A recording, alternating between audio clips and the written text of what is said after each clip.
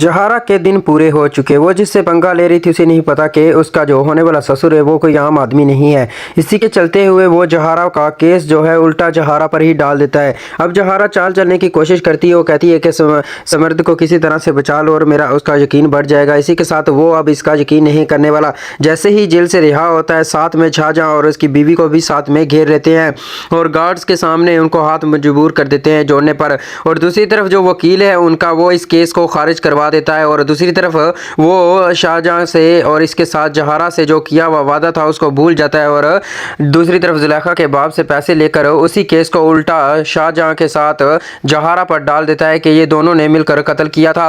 और इसी के चलते हुए शाहजहां माफ़ी मांगता है और कहता है मुझे माफ़ कर दो, मेरी इकलौती बीवी है, मैं उसका इकलौता सहारा हूँ, मुझे कुछ हो गया तो मैं उसके बगैर नहीं रह सकूँगा और ना वो मेरे बगैर जी सकेगी। ये सब कुछ जहारा की चाल थी और जहारा का किया धरा था।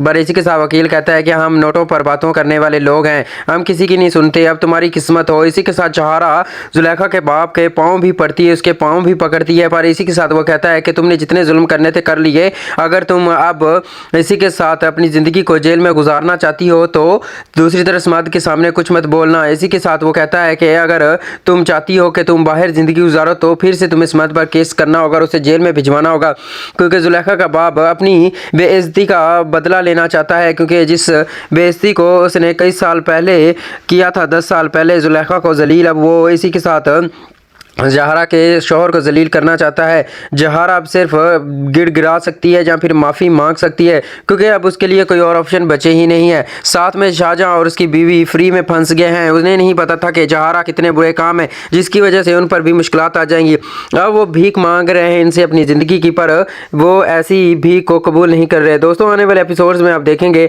इससे पहले चैनल को सब्सक्राइब, वीडियो को लाइक करना। और आने वाले एपिसोड में आप देखेंगे किस तरह से अब जहारा उल्टी चाल चलेगी और इसी के चलते हुए अपने खेल को मजबूत बनाएगी और जुलेखा का बाप जहारा का कुछ भी नहीं कर सकेगा, क्योंकि जुलेखा का बाप ये ख्वाब देख रहा है कि बहुत जल्द जहारा को मैं नीचा दिखा दूंगा और इसी के साथ जहारा ये केस हार जाएगी। पर जहारा सबसे बड़ी चाल चलने वाली है, वो खुद ही एक नया केस बनाने वाली जहां पर समाज को फंसाया जाएगा और फिर से समाज को जेल की सलाखों के पीछे चक्की पीसने पर मजबूर किया जाएगा। जहाँ फिर वो समाज से डील करेगी कि मैं तुम्हें जेल से बाहर निकलवा लेती हूँ और तुम्हें प्रॉपर्टी और सब कुछ अपने दूसरी तरफ चचा को नहीं देनी पड़ेगी और हम हमेशा के लिए एक दूसरे से दूर चले जाएंगे। तुम मुझे माफ़ कर देना और मैं तुम्हारी प्रॉपर्टी और घर को बचा लूंगी। पर स्मर्थ के दिल में लालच जाग उठता है और वो कहता है कि ऐसा कभी नहीं होगा, अगर तुमने मुझ पर केस ख़त्म किया तो कल तुम मुझ पर केस कर भी सकती हो।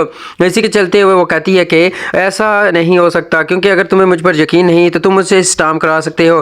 पर आगे से स्मर्थ कहता है ऐसा कभी नहीं होगा और मैं तुम्हारे साथ साथ तुम्हारे किराएदार मकान को भी घसीटूंगा, उसकी बीवी को भी घसीटूंगा जो उस दिन भेजे हुए मेरे गुंडों के बीच में आ गया था। बहुत बन रहा था तुम्हारी हिफाजत करने वाला, अब मैं देखता हूँ वो किस तरह से तुम्हारी हिफाजत करता है।